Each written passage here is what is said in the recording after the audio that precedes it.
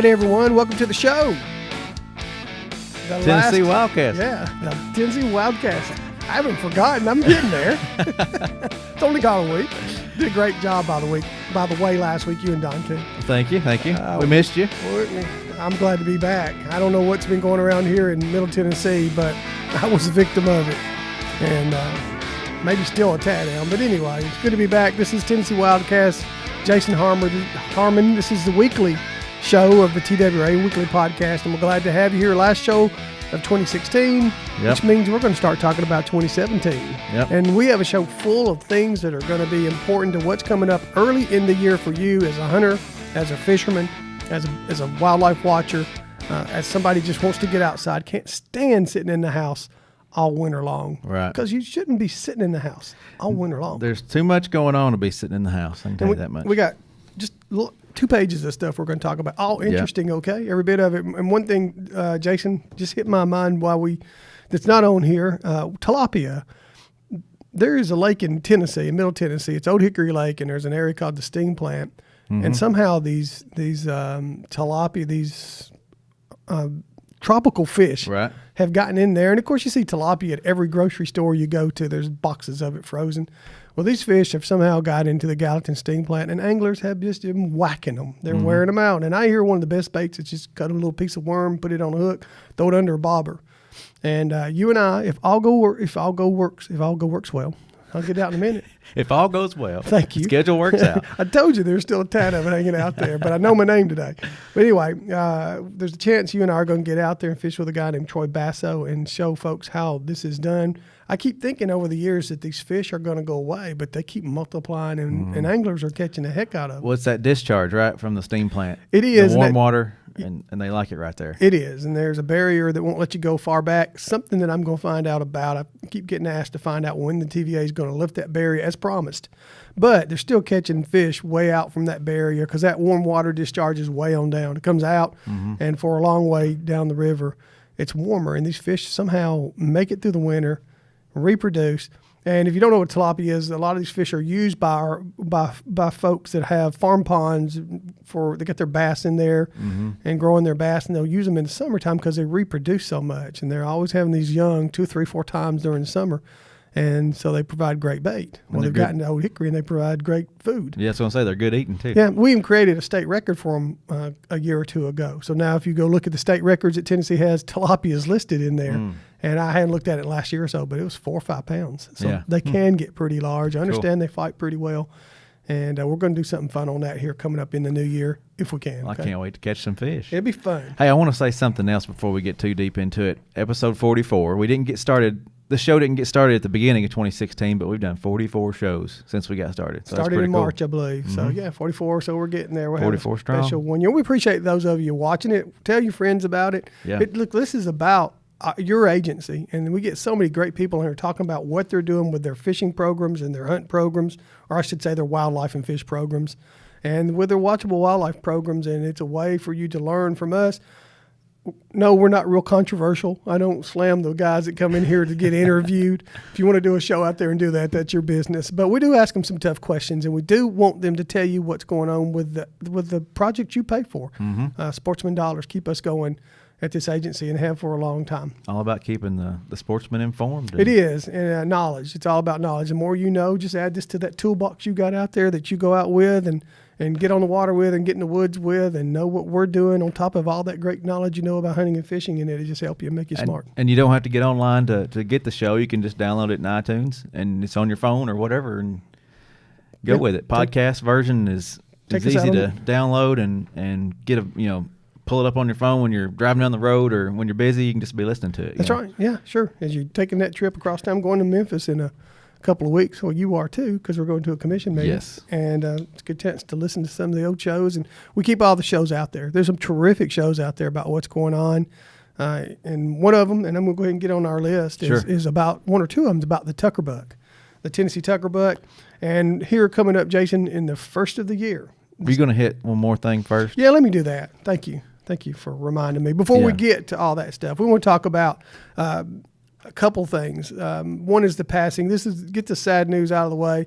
The guy on the left is Wade Bourne. He is a wonderful person. He passed away recently, And the next to him is Wade White. He's a county executive up in Kentucky, and this was a period of time where we were fighting the Corps of Engineers trying to shut down our access below dams, and Wade was a great help, both of the Wades.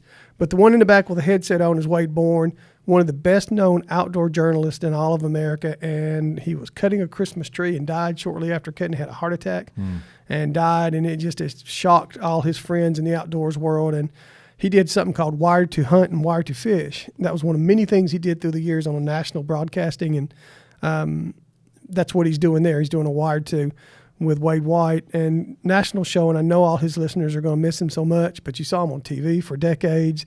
You read thousands of his articles if you were just an avid reader of outdoors, and he wrote for all the national magazines. And not only was he a nice guy, he lived in Clarksville, Tennessee. That's what I was going to say. He was native of Clarksville, He was right? native of Clarksville, had a terrific place. That's his house where it's at, or actually it's his dog house, like I call mine here, man house, whatever.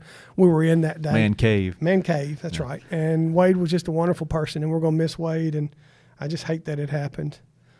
And we'll remember him for a long time. His legacy will last a long time. He won just about every honor you get in the outdoors world out there. Never talked about it. He's just the man. Wrote all kinds of books. There's Wade Bourne books on hunting and fishing everywhere. Well, speaking of books, he's in the he has a quote in our new coffee table book that we have out. Tennessee. Mm-hmm. Yeah, that's a wonder. I did a good job talking about that last week. Yeah, if you missed last week's show, go back and watch that and learn about that book. But you can buy one online at the foundation's website. And see some terrific photography across the state, and quote from people like Wade that are well known in Tennessee and a lot of other folks. All right, now the Tennessee Tuckerbuck. That's it. We're only a few weeks away now where that rack that you see Stephen Tucker holding there. This was at a commission meeting, and following the commission meeting, we went outside and took a bunch of photographs with this young guy, 26 years old from Sumner County, Tennessee. This buck was taken near Gallatin. Or in Gallatin, back at her in the muzzleloader. Possible world record, certainly one of the most elite, non-typical racks ever taken in America, even if it's not number one. But early to mid-January, Dale Grandstaff, the officer you see down on the bottom, he along with one or two others that are professional scorers, from certified scorers from Boone and Crockett, will measure that rack again, dry weight or dried. And see if it holds what the original measurement showed. The original measurement showed that it would be the world record, so we'll see. And Dale, as he said on this show, and you can go back and watch it, he was very conservative in his measurements and what he did. So you and I will be there. Barry Cross will be there. We're going to document this thing. We're going to put it on another podcast. We'll put it out on Facebook, and we'll let folks see what got found out, whether it holds as a world record or not. We'll have some video and photos of that so you can see some of it happening. With some cool music, right? Yeah, we'll put something behind it. Some banjos, maybe. We'll put something there. Anyway, I look forward to seeing that, and I like Steven. He's a nice young man, and look forward to seeing what happens that day. Maybe get the director down there to work with us a little bit, too. But there's no doubt it's going to be the state record for sure, probably. I guess it will be for non-typical. Yeah. There's no doubt. State record blown away. It's that's over. Yeah. Unless he breaks the rack before he gets it there or something like that. All right. And speaking of deer, while we're there, there's been some trouble lately. I think it's a little bit better getting harvest information off of our website. People are used to going in there and finding out, especially with the season getting close to the end, finding out where the harvest, how good it was, what counties did well, what wildlife management areas. That's going to get better in 2017. Right. The new vendor company we had called Brent is working on it. And a few weeks ago, Chuck Yost was on here. He said it's going to come back better than ever. And it's just going to be a terrific thing for you to look at. So just want to let you know it is coming back. Hopefully we'll have it before turkey season. I don't know what their timeline is on it, but unless you've heard something, Jason, it's going to get better. Have you made it better yourself, Jason? I got to go a little bit earlier in the season, but I hadn't been since then. So you didn't push it up any? No. All right. Not yet. All right. I'm going to try to go this week. You still got some time to left. We're going to talk about the juvenile hunting here in a minute. But for every hunter, all hunters, including juvenile, you can take your youngster out right now. Yep. The deer season goes for all the state, for every bit of the state until January. Let me take my glasses off so I can see. January the 8th, okay? That goes everywhere across the state. You need to look at bag limits. And then there's that season you said started last year. Just I think last year was the first year they started doing that. Regardless, it's in Unit L only, and it's a season that goes from January 9th to January 13th, and Unit L, of course, is a part of the state that has the most deer in it. And it's all antlerless. It's all antlerless. So remember that in your guide on page 22, all right? Yep. It's all there. And then after that, one more hunt. The kids get to go on the 14th, 15th. 14th and 15th, and their bag limit is the same as everybody else's. If they've already harvested their 2 bucks, they're only looking for antlerless deer, okay? Or they're 2 antler deer, we have to say these days. They're only looking for antlerless. So make sure you do the right thing. Check out the guide. Get those kids outside. And next year, whenever, early in the year, that harvest information should be out there. Because I know some of you start researching long before deer season starts to see what you're going to do next year. All right, now, as we move on, waterfowl hunters. Waterfowl, yes. Waterfowl hunters. You waterfowl hunters got until late January. I'm not even looking at the back end of that date yet, but you got late till January. You're on your own. Make sure you look at our website to see some areas where drawings are done on the weekends, okay? Make sure there's some youth hunts that are going to be drawn coming up pretty soon on some of our areas west of here. Right. Make sure at TNWildlife.org. We're also posting some on our Facebook. Put a lot of great stuff on our Facebook. We're 87,000 folks strong. We're going to keep it growing, and I hope you get out there because we're putting information on there from all across Tennessee. And don't forget we're on Instagram too now. We're trying to keep that updated and Twitter. So yeah, you're going to like our new app, our new phase coming up pretty soon. That'll be for later, but that's coming up in 2017 pretty quick too. So make sure you do that. There will be a youth hunt for juvenile too that we'll get into a lot more later. Back of the season again. They have 2 Saturdays after the regular season ends, and a lot of times that's the best 2 Saturdays of the year, I think. So Tennessee Unchartered, let's talk about them for a minute. We got a whole lot more hunting and fishing let's stuff hit to the talk Sandhill about. Cranes first since we're talking about waterfowl. That's my bad notes. You're doing That's all good. right. Hey, I'll keep you on track. You still got a little bit of That, and I can't read my notes, but you're right. Little bit behind. Sandhill Crane coming up. This is such a cool event that's over at Burke School, I think. Birchwood School. And that's held in Meigs County. Thank you, Meigs County. Go ahead, keep going. Yeah, there's all kinds of stuff going on there. Just so you can go watch the cranes. There's music. There's the Raptor show that the American Eagle Foundation puts on. There's all kinds of good stuff going on. Route 66, is that who's going to be there? No, it's Second Nature. Second Nature. Yeah. You're in Route 66, right? Yeah, I'm in the road crew. Yes. The road crew. Yeah. I'll get rid of them right. You'll get it. You'll get it. All right, but Second Nature is going to be there, and that's Don King. Yep. And he'll be in there with a couple. Dave Woodward's a good friend, and some other folks. And Brent Miller. So Brent Miller, yeah. So anyway, that's a lot of fun. There's another I guess Appalachian music kind of group's going to be there too, and then all the festivities with the birds and some booths set up, and then going to watch the cranes. The cranes, and I think I saw a memo from Mimi the other day. Yes. Our information, she said the birds are already there. And it's on Facebook. I think there was a little video on Facebook. She did. Check out our Facebook. She put it out on Facebook, and that is fun. That is something for all the kids. If you just want to get outside, the kids love this thing. There's so many events going on. Lee Wilmot, who works there, told me there's a bus that shuttles people everywhere. You don't have to get out and do a lot of walking. Yeah. They will take care of you at this thing. Back and forth from the school to the viewing site. So, Hiawassee Refuge. All right. Now make sure I'm on the right order now here, Jason. So, all right, let's talk about Unchartered. They're in their early in their season, and Tennessee Unchartered has been on here recently. You can go watch Eric Baker and Taylor Walters on a show we recently did. Fun show with them about what all they're doing in 2017. They are getting outside and doing a lot of fishing and hunting style of activities, all about your state. And Eric is a fun guy. He's fun to talk to. He is. Got a lot of energy. He's a guy that really, he'd probably describe himself as an average sportsman at best that's always learning, and he shows how he learns to you, and just does a terrific job doing it. Personality's really great. But Tennessee Chartered, you can go out on their website and find out where all their broadcasts Exactly. and see what they're doing there. You can see a lot of them on TWA TV. Right. That we help out a lot with. You can see this show on TWRA TV. You can, and a lot of people are. Yep. Yeah, a lot of people are watching us out there now, and that's a good thing. TWA.TV.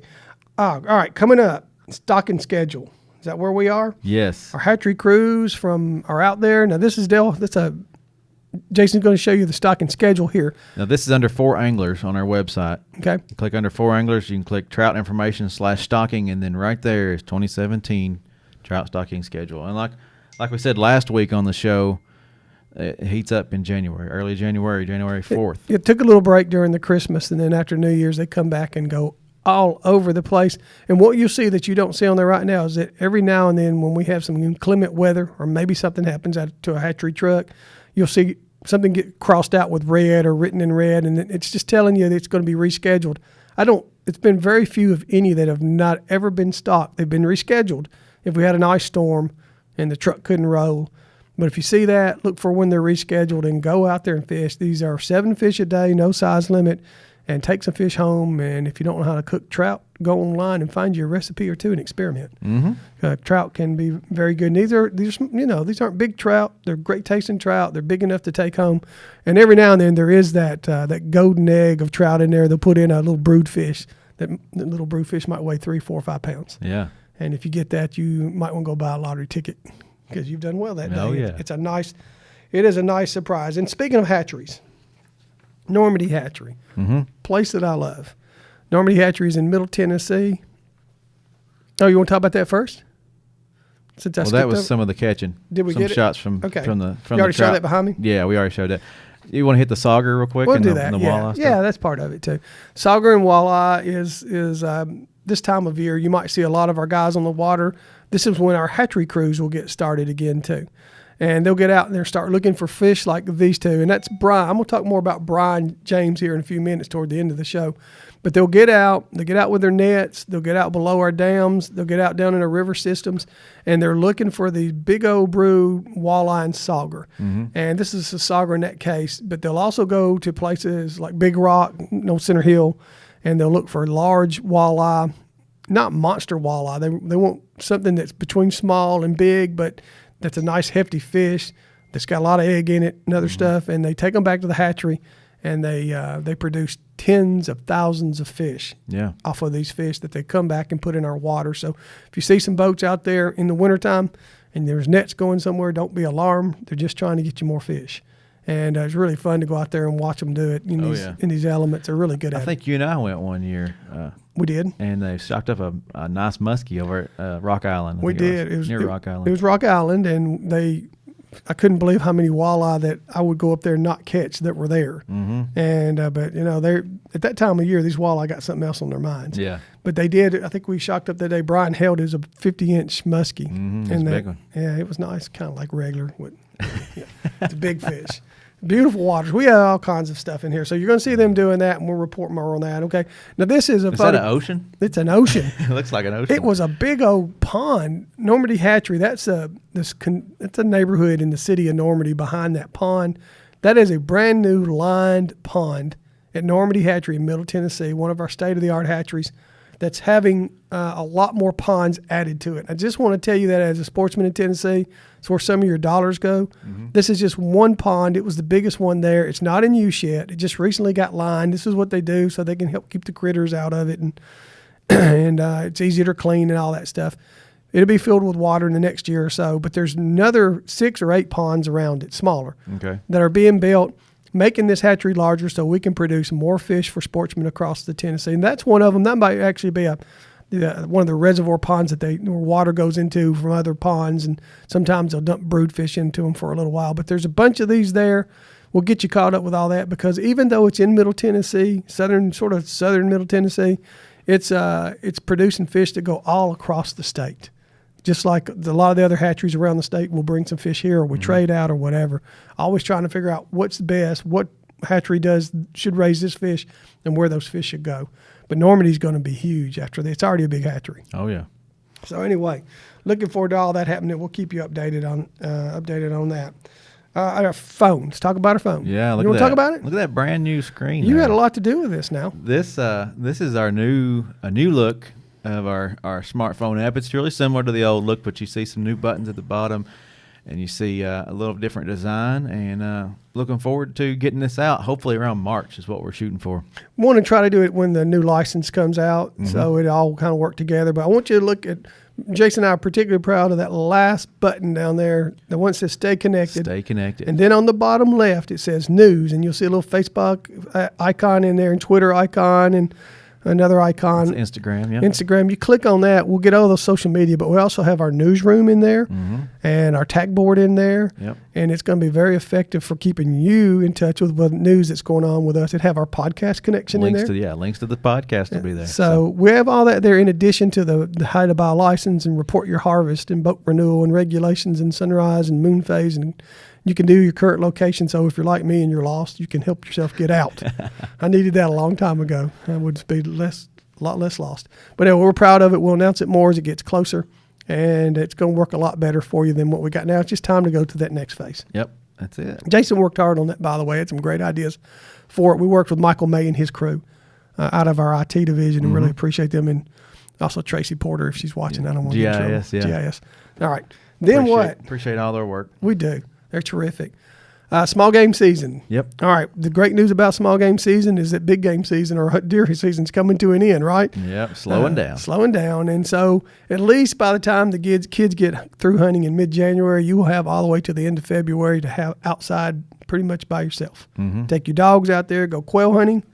That must be a Tom Wood photo because that sure is good. Yeah, it's beautiful. Yeah. Go out there and go quail hunting, go rabbit hunting, go squirrel hunting, just whatever small game is open. All those are open till the last day of February, the 3 we just mentioned. Right. And get your dogs outside. You don't have to worry about running into deer hunters that time of year. But I mean, go now, but you go then. The deer hunters are out, and it's all yours. We have a lot of wildlife management areas that are open to access. If you don't have access on private land, a lot of WMAs, many of them are in that guide that Jason's looking at. It's page 18 for the small game hunting seasons, and they show your open and close dates and your bag limits. So just check your guide, page 18. All right. Also coming in 2017. Jason, did you want to add something? Nope, Okay. I'm good. The turkey study that we're talking about, Richard Kirk does a really good interview. Also found out on one of our shows about a study going on in turkey that's going to be really going into its, I guess, first year in the spring. Probably already some work being done on it. It's just a study to discover what's going on with our wild birds in Tennessee. There's some issues down in southern middle Tennessee, and the study's not just about southern middle Tennessee. It's about what's happening with turkeys in Tennessee. It may not be anything bad happening, but it's a 5 or 6 year study. The results we're hoping will help us give us information across the state about what's going on with birds. We are in the post-restoration era. We're years behind it now. That don't mean we don't move a bird here or there every now and then, but we're in the post-restoration era. What's happened now that they've had a lot of years not having birds added to their population? What's going to happen in the future? Is there not enough food? Is there carrying capacity? Are there diseases? A lot of information that we'll get one of these smart guys on here to talk about, and we'll be updating you about in the weeks and months and maybe years ahead. Yeah, we'll have results from those studies. We do. We'll talk about that. We will talk about that, and it's an extensive study being done by University of Tennessee or one of those universities. And we'll have more about that, but it's being conducted down in southern middle Tennessee, which is like Lawrence County, Wayne County, those areas right in there. Right. Okay. Boat shows coming up. They're coming up right around the corner. They are.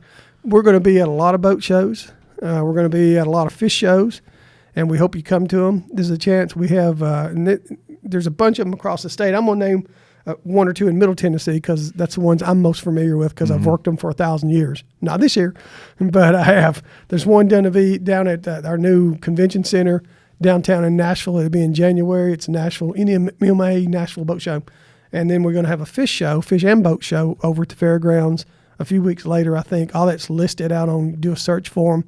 And then in February, there's the National Wild Turkey Federation. Wild Turkey Federation. So you got all that to look forward to. That'll be at January, Opryland. February. It'll be at Opryland. But there's shows going on all across our state, and our guys, like you see sitting in this boat, will be at those booths. It's a way to go get a lot of your questions answered and about boating and about boating needs and pick up some boating information. But we'll be at all over the place coming up in the next few weeks ahead. Alan Harold, if you're in Middle Tennessee, and Barry Cross will be handling the ones in the mid-state. And there will be a whole bunch of boating officers there who are terrific and really good about answering your questions and wanting to help you out.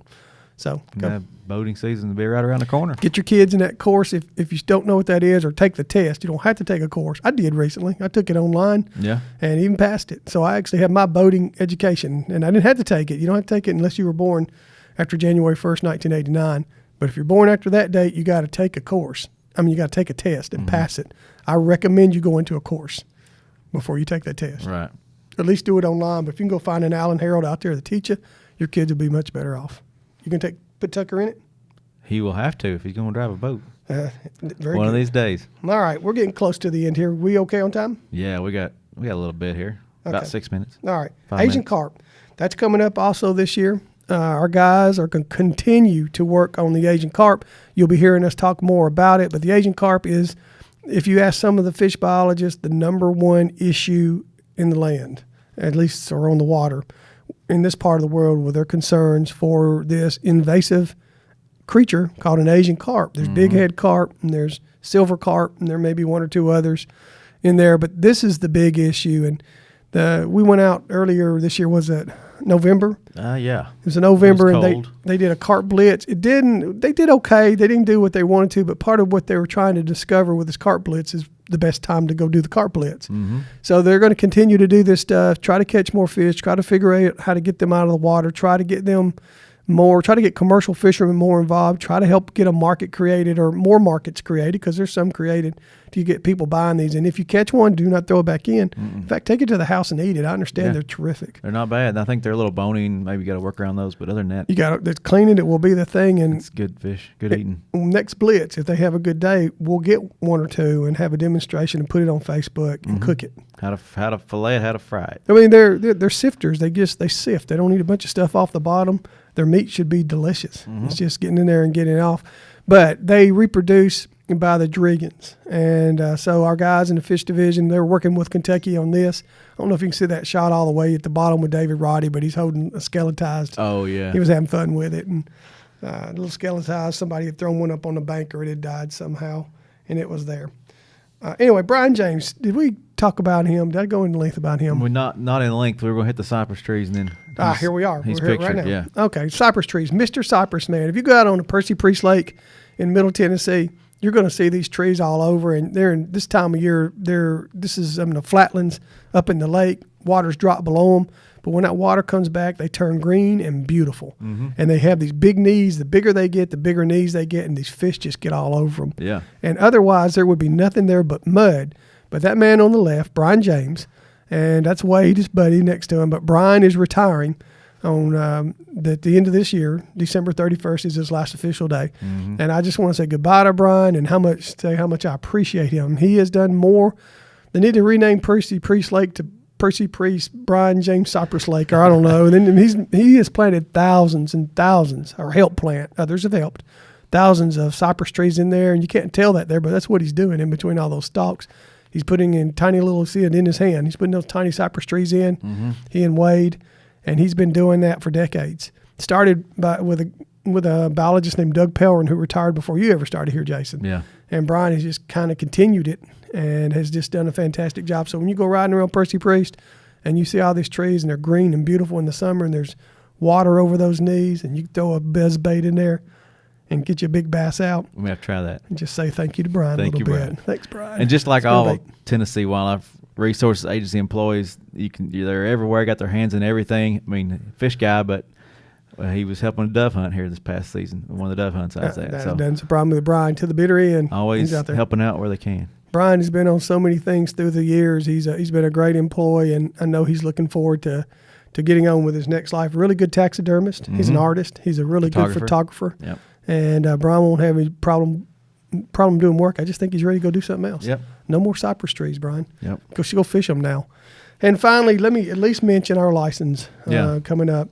License sales. GoOutdoorsTennessee.com GoOutdoorsTennessee.com. or TNWildlife.org will get you there. Yep. You're going to be learning more about it. We've talked about it a lot, but some of you aren't going to be buying your license until March 1st or thereafter, and you're going to see a whole different thing when you go out there. You're going to like it if you give it some time. Brant Services has done a great job with their transition. Right. Vendor is that sort of that wonkish inside talk that might bore you, but it's important to you because it's how you buy your licenses. And it's going to be a lot better both in the license agencies in the field, or if you go on the site and buy right here. We're going to do a video pretty soon on something called the collector license. It's a beautiful $5 card that you can put in your pocket, Ralph McDonald art, and I'm going to order one ASAP. Yeah. And we'll be talking about that more. But you're going to like our new licenses this coming year, the way you get it, how easy it is to get, and how you can re-get it if you lose it. Yep. Hey, thanks for watching this edition of Tennessee WildCast. We're on Facebook, we're on Twitter, we're on tnwildlife.org, we're on tnwildcast.com. So just get out there and listen to us, watch us, and keep coming back, because every week we're still out there. And what we should say in a couple more days, Happy New Year! Happy New Year, everybody. We hope you have a great 2017.